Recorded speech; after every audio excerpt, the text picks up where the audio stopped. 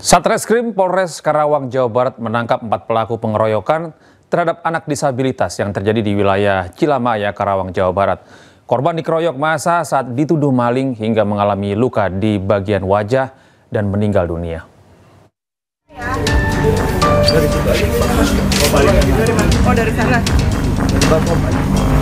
Empat pelaku pengeroyokan terhadap anak disabilitas di wilayah Cilamaya, Karawang, Jawa Barat berhasil ditangkap jajaran Satuan Reserse Polres Karawang.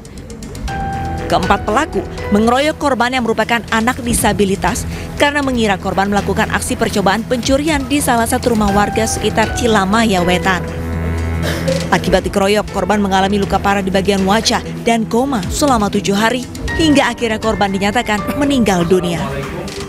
Awal mulanya, saksi 4 melihat korban masuk ke rumah saksi 2 dan saksi 3. Kemudian, saksi 4 menghampiri korban dan menanyakan apa maksud dan tujuan korban berada di tempat tersebut. Namun saat itu korban tidak menjawabnya.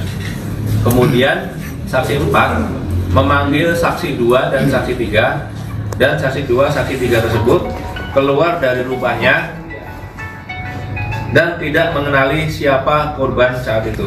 4 tersangka datang menghampiri korban dan melakukan kekerasan fisik terhadap korban karena korban disangka maling oleh 4 tersangka tersebut. Untuk mempertanggungjawabkan perbuatannya, pelaku dijerat Undang-Undang Perlindungan Anak dengan ancaman 15 tahun penjara. Dari Karawang, Jawa Barat, Rudi Setiawan, iNews melaporkan. Pemirsa, Polda Metro Jaya menggelar rekonstruksi kasus penculikan dan pembunuhan Kacap Bank BUMN yang terjadi pada Agustus lalu. Reka adegan menggambarkan sejumlah pertemuan para tersangka sebelum penculikan terjadi.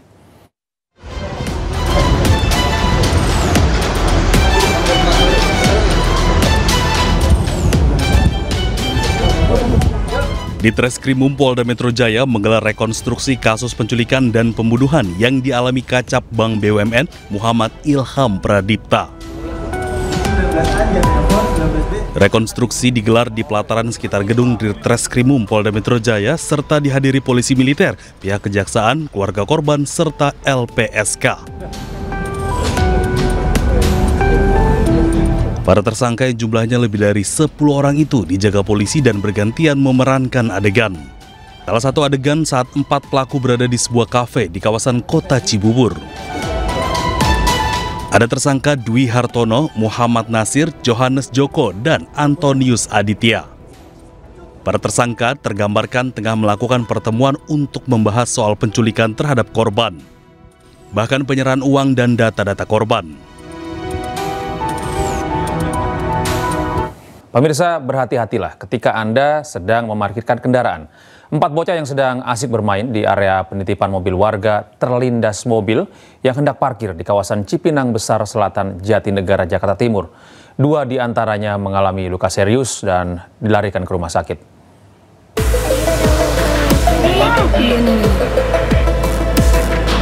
Dari rekaman CCTV, tampak 4 anak yang sedang bermain di area penitipan kendaraan warga di Jalan Cipinang Jayakarta, Kelurahan Cipinang Besar Selatan, Kecamatan Jatinegara, Jakarta Timur.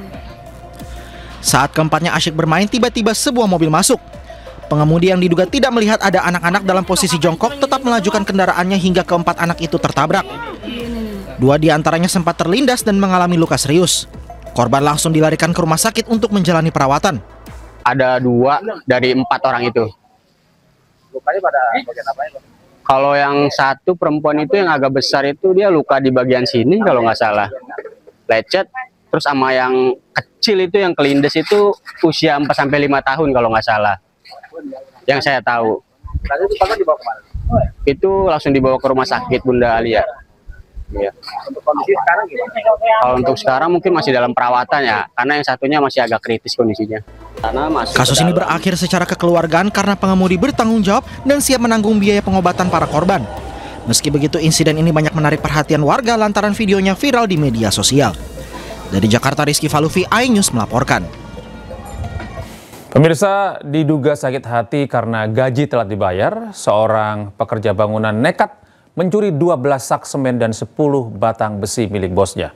Pelaku berhasil ditangkap setelah setahun buron. Pak, tolong Pak, kesalahan di luar di sini.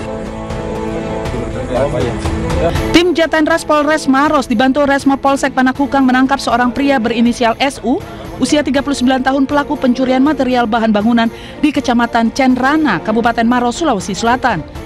Pelaku dibekuk di tempat persembunyiannya saat tengah tidur pulas di dalam kamar kos di Kecamatan Panakukang, Kota Makassar.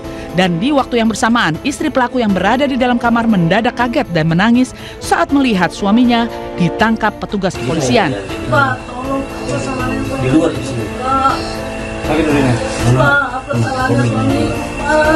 Sejumlah petugas langsung berupaya menenangkan sang istri agar proses penangkapan tetap terkendali dan tidak mengganggu warga kos lainnya pada waktu dini hari. Saat diinterogasi, pelaku mengakui telah mengambil 12 sak semen dan 10 batang besi milik bosnya yang diangkut menggunakan mobil pickup. Lalu hasil curiannya dijual untuk memenuhi kebutuhan hidup sehari-hari. Ironisnya, pelaku merupakan pekerja tukang kuli bangunan yang bekerja di rumah korban. Sementara motif pencurian diduga karena sakit hati gaji telat dibayar. Korban melaporkan kehilangan 12 sak semen dan 10 batang besi dengan nilai kerugian mencapai 3 juta rupiah. Pelaku baru berhasil ditangkap setelah berpindah-pindah tempat selama setahun.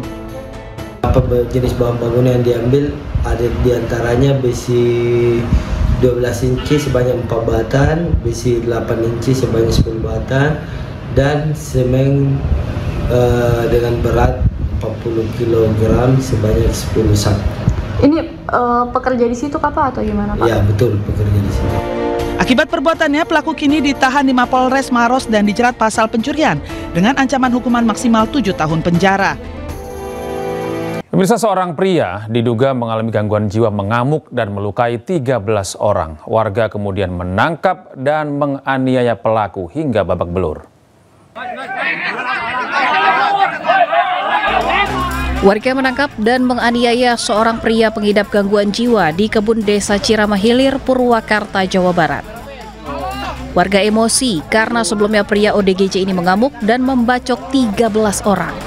5 diantaranya terluka parah dan salah satunya adalah anak-anak. Pria ODGJ ini juga ditelanjangi dan dianiaya hingga babak belur. Kemudian setelah dibubarkan polisi, pria ODGJ berusia 29 tahun ini dibawa ke Rumah Sakit Jiwa Cisarua, Bandung. Sementara para korban yang dianiaya pelaku masih dirawat intensif di rumah sakit. Ya, sementara masih kita dalami ya. Tapi memang informasi diawali cekcok dengan orang tuanya dan bersangkutan keluar melakukan kekerasan dengan senjata golok terhadap orang-orang yang ditemuinya.